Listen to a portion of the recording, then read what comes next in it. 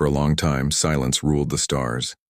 After the final battle, the remnants of the human fleet drifted quietly, their engines cold and dark.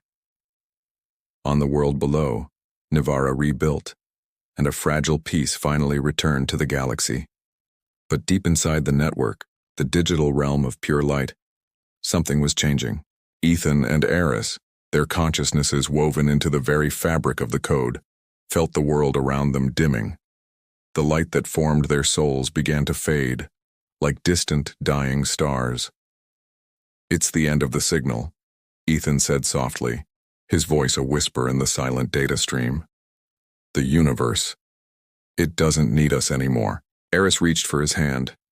Her touch was warm, a comforting presence even though neither of them was made of flesh and bone. "So what happens to us now?"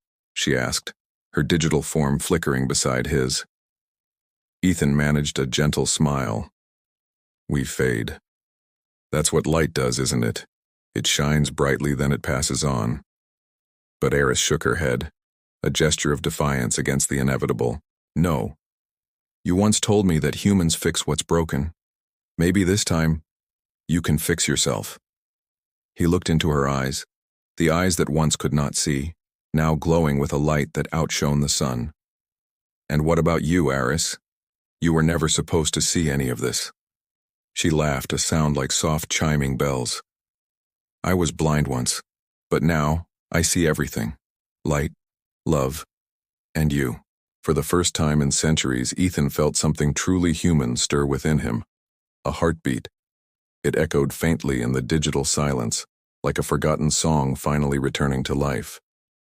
Far above Nivara, aboard the ruined ships of their fleet, the last human survivors began to awaken. They no longer spoke of war or conquest.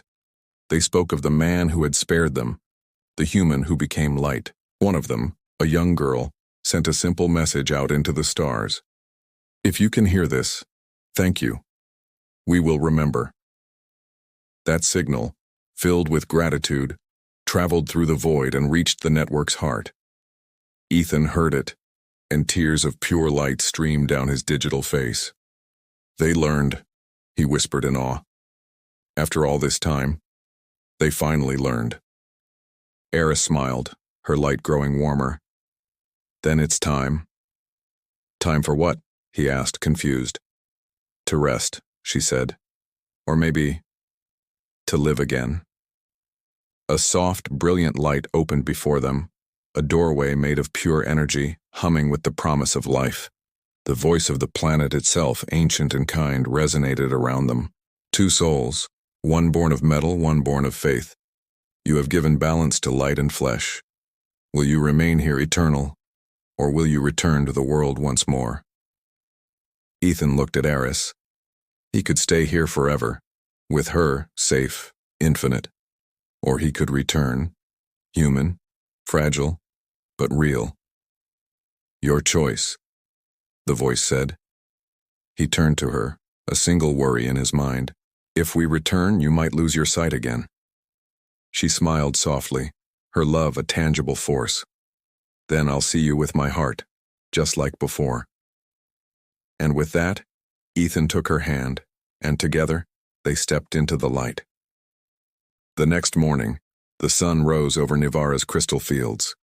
A farmer walking near the old ruins found two figures lying in the tall grass, a man and a woman breathing, alive.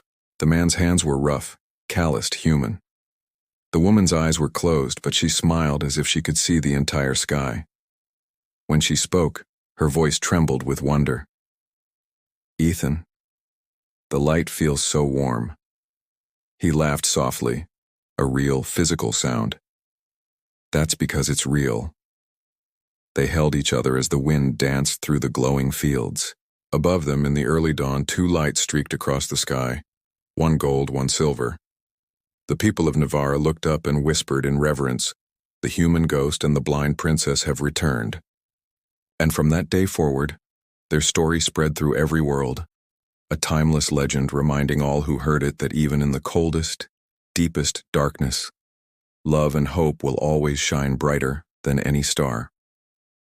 Thank you so much for joining me on this journey. If you enjoyed this story, Please consider liking the video and subscribing for more tales from across the galaxy. It really helps the channel grow, and I can't wait to see you in the next one.